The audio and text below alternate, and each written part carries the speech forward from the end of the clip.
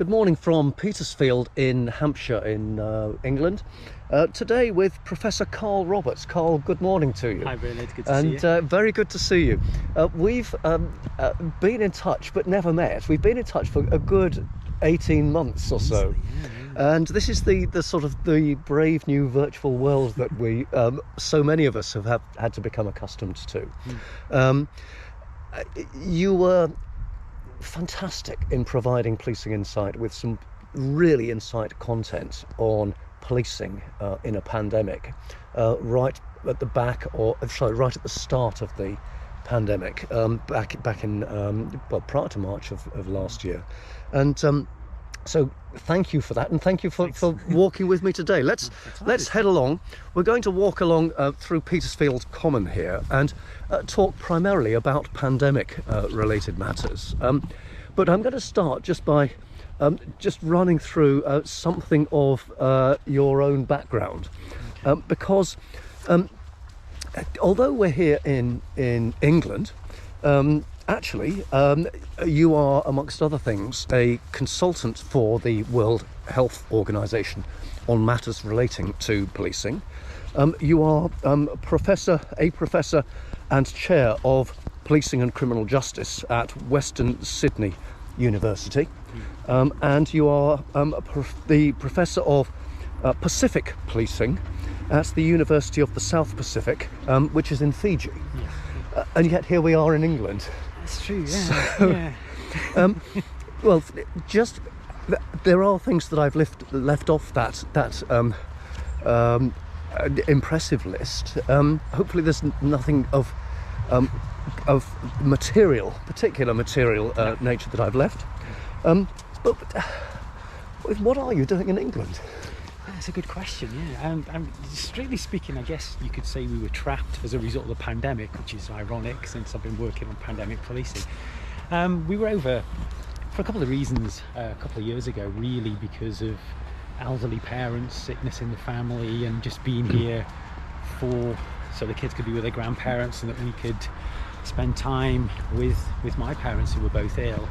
And that kind of morphed into 2020, the pandemic, real difficulties getting back to Australia, and so kind of here we are. And then luckily a lot of the job that we have, our family, we can work remotely. Luckily our employers are quite understanding, and so we've been able really to sort of build a home and a life in the UK. I mean, myself and my wife are both UK nationals anyway, so you know, we are British as well as being Australian, so in some degree, as I say, we're lucky with the new technology that we can do our jobs from here. And indeed, your wife Vicky also works in policing matters. Absolutely, yeah. And so sort of here we are in Petersfield in Hampshire, and two of the residents of Petersfield in Hampshire, or at least within the region, are international policing experts. So there we are. That should appear on the as people are driving into Petersfield, some sort of acknowledgement of that. Or it might put people off. I think that's the other thing. So the pandemic, we now here in the UK, we appear, touch wood, to be emerging from the pandemic. There have been some significant policing challenges here in the UK.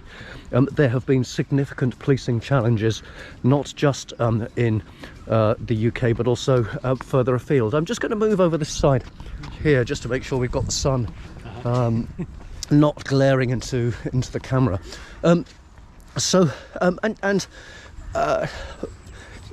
One hears accounts of significant policing challenges, whether it be discouraging people from swimming in a particular lake in the Midlands area here, through to some of the ongoing accounts of policing challenges on the other side of the world, in Australasia. So what's your take on the policing challenges that there have been? It's I think firstly, as you say, I mean, it has been a massive challenge for everybody, not just for policing, but I think part of the attempts of nations to plan for pandemics really and truly nobody thought about the role of policing at all.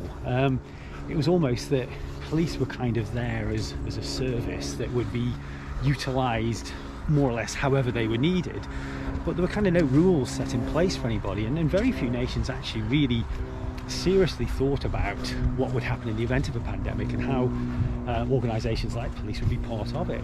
And very rapidly, I think most nations have found out that police are a central feature to this, that they're the only body that is, if you like, the only organised body that most nations have, who kind of have the legitimacy to go into people's homes, to approach people in the street, to stop people from doing things, and really are essential tool to actually getting the public health rules and regulations actually implemented. Because public health people can come up with those rules and regulations, and they make a lot of sense from a medical and health perspective, but what they don't have is the capacity, legitimacy, training to do the kind of things that law enforcement have, that police have. But of course, the challenge in that space then is that police have almost had to invent the wheel as they go. They've been given some legislation, sometimes rushed, sometimes ill thought out, sometimes good, all of it based on health requirements.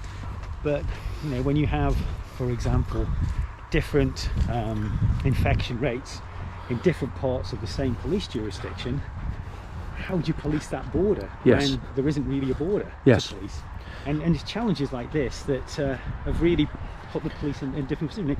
And largely, internationally there's been wide practice, certainly in the United Kingdom. From my perspective, I think the police have responded fantastically, because there really has been very few controversies in this space. There have, obviously, the press and authors have identified some problems and some issues.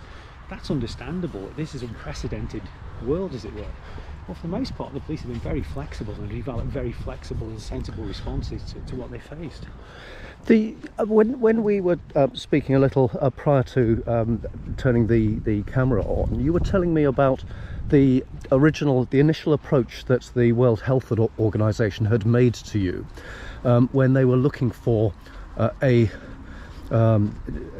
policing expert.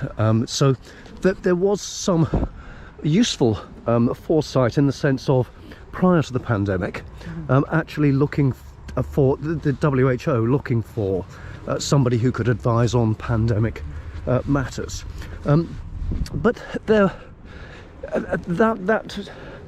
that meeting, I'm guessing that there was no expectation prior to the pandemic hitting worldwide that actually your services were going to be called into action quite so heavily, quite so quickly.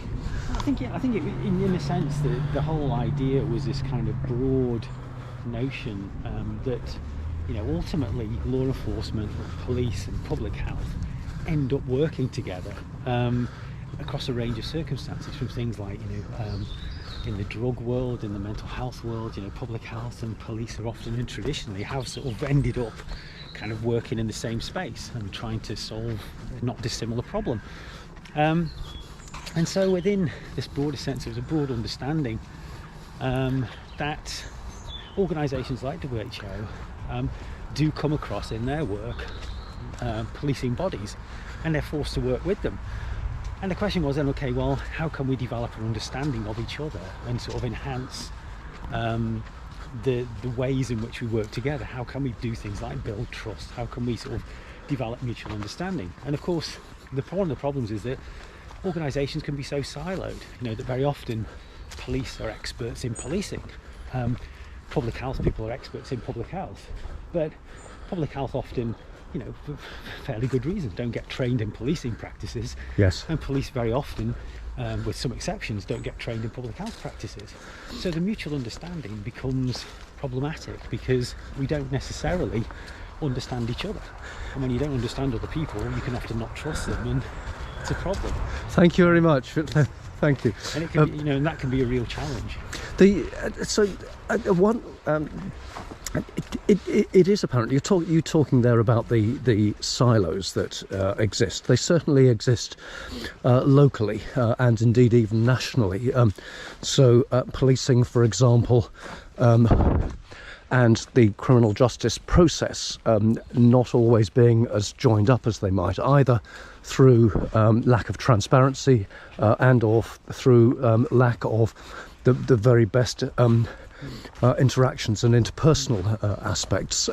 Similarly, organisations that don't have quite such a clear linkage as policing and criminal justice. So the linkages between policing and health, not just on mental health but on drugs, those silos apply not just locally, not just nationally, but internationally as well then. Absolutely. I think it's almost a symptom of any context where you've got different groups of people with different cultures and backgrounds and histories who are, you may be operating in the same sort of space, but often develop their shared understanding of what it is, who we are, what we do, and how we do it. And if you find other bodies who work in the same space but do those things slightly differently, or have different philosophies or different aims and goals, we can often end up with that sort of trust deficit that does produce those very powerful silos. And almost how you can reach across the aisle becomes quite an important issue, because particularly in pandemics, in a sense, public health could not have achieved strong public health outcomes without somebody to enforce those public health rules. And likewise, police wouldn't necessarily have been involved in this stuff if public health hadn't invented those rules in the first place. So almost the needs must developed in the pandemic space, and it's sort of that classic circumstance where multiple agencies end up operating in the same place and trying therefore to understand each other and produce reasonable outcomes. So the global pandemic will certainly, the potential for a global pandemic will certainly have appeared on risk registers around the world, but it still came as a surprise and a shock when it hit. Now, to some extent, it is arguably justifiable that some of the responses weren't as effective, weren't as well considered as they might have been. However, now we have had we are working our way through this global pandemic. Therefore, we ought to be better prepared for the next one, whether that comes in 5 years, 10 years or 50 years. But it's almost inevitable, isn't it, that it will come at some point.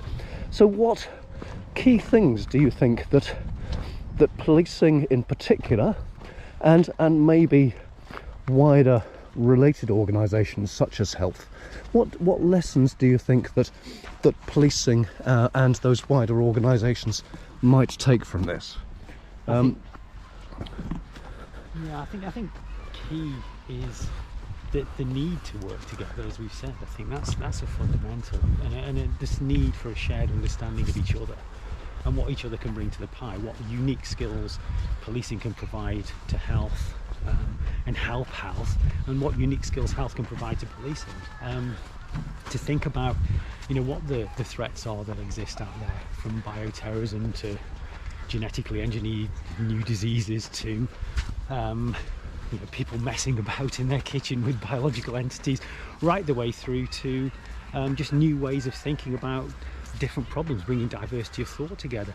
I think that's one thing that we can certainly learn. I think there's, in the global sense, and in the more specific senses, I think when we write plans of how we're going to respond to pandemics, thinking carefully initially about how we might use the different agencies that we've got available. What are police able to do and what are they not? A strong piece of learning from this pandemic has been that legislation often, for understandable reasons, has been written in haste without really much thought put into how it would be enforced. So whilst it makes perfect health sense, but as I said before, when you end up with part of the same jurisdiction divided with two different sets of health regulations, and a police force that's meant to police both areas, and a public that doesn't necessarily see that border, how even viable is it to actually do that? Is it even sensible to do that? And isn't that just going to cause problems by definition? So I think that's one of the sorts of things about thinking about having that sort of dialogue. I'm not suggesting police should be writing legislation, that's a very different world, but certainly a space in a which consideration of the consequences of the Absolutely. legislation, And police voices are part of that broader debate about how we can produce better pandemic preparedness for the future, how we can build better responses. so several elements in that response from you that I'd be very keen to pick up on. So one of which is, you mentioned right at the start of that bit of the response that actually this is not just about a pandemic such as the one that we've had, almost however it was caused, but actually there's a whole host of other threat types that there might be. You mentioned things like biohazard. So whilst we'll leave to one side the cause of this latest pandemic, there seems to be acceptance it somehow originated in Wuhan, but we don't know the precise circumstances. There's actually quite a number of health-related triggers that could impact on policing in a similar way. So that's one element. The other element you touched on in your response was about the different layers, the different levels of collaboration or pre-planning that is beneficial, if not required, ranging from the national through to the international. So the inference there that merit in the World Health Organization and the likes of Interpol, if not Interpol itself, comparing notes at the very least, more closely recognizing that Interpol has a significant policing role, that the World Health Organization, you know, the name gives the strong clue as to what it is there to do. Potential, for example, for those two organisations, potential also for on a national basis. Looking here at the UK, we not only have the different health authorities, but we also have different policing lowercase authorities as well. Scotland, England, Wales, Northern Ireland, each of which different laws in Scotland, for example. So what sort of steps, reasonable, sensible, potentially small steps might there be, acknowledging that there always will be global political differences, but what small steps might actually make quite a big difference? I think some of those, strategies that we've always used over the years when we've been learning how to get multi-agencies to work together are just as useful now. It's about developing shared understanding, by developing, it's at the very simplest level, interpersonal relations between different members of different organisations, so that, if nothing else, your organisation might not necessarily have a formal association with somebody, but informally you've got someone you can call who, if you've got a question or you're not sure, or you're wondering who's the person that, or who in an organisation you need to work with, you've got some kind of contacts. And then at a more formal level, how do you build those things? Well, you can build things through joint training, through cooperative exercises, through all the ways of bringing different people together, and through awareness and some forms of awareness training, so that, for example, people who work in public health learning about police approaches. It's very easy, if you don't work in policing, to get impressions of police that are drawn from media reports that tell you, oh, police are like this. And likewise, if you don't work in public health, impressions from various sources, well, public health are like this. And these kind of stereotypes can often act as barriers, and they undermine trust and so on. So again, familiarity with what each other's trying to achieve becomes important, and really trying to build opportunities like that for co-working, co-training, interaction almost become really important. Because I think in a sense it's about those human relationships, and those relationships based on trust and mutual recognition, where we get to a place where we can get best bang for the buck, best practice almost. It really requires, I guess, the desire on individuals to do that and organisations to do that. To recognise that we've each got some, no one group owns the pie, we've each got some part we can contribute to it, and the best outcome is where everyone's pulling in more or less the same direction.